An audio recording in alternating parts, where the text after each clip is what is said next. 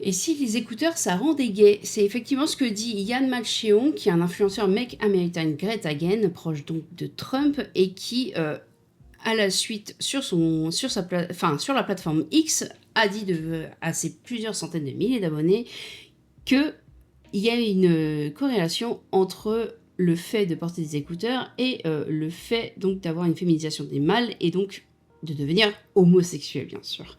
Ça vient d'un rapport néerlandais qui est consacré à la présence des substances chimiques dans différents modèles d'écouteurs vendus en Europe. Et donc l'étude citée analyse la présence de perturbateurs endocriniens et d'additifs potentiellement dangereux dans 81 modèles commercialisés en Europe. Ces auteurs évoquent des risques pour la santé liés à l'exposition répétée à certaines substances, parmi lesquelles figurent notamment les troubles hormonaux reproductifs. Et en revanche, le rapport n'établit aucun lien avec l'orientation sexuelle. Moi, ce qui me pose question, c'est est-ce que quelqu'un qui est une femme, est-ce qu'il considère du coup qu'elle est plus hétéro si elle porte des écouteurs?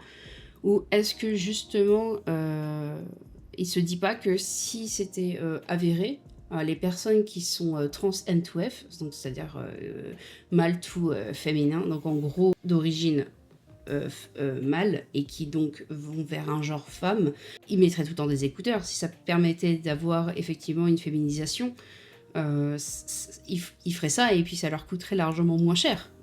C'est quand même... ça paraît logique, mais voilà. Donc ça m'a fait beaucoup rire. C'est une news qui m'a fait beaucoup rire. Donc juste cette personne, bah c'est lui. Et du coup, il est critique politique. Et ça m'a fait un peu peur. Je me suis dit que cette personne qui était critique politique devait être fortement sympathique. En tout cas, je vous fais des gros bisous et puis à la prochaine.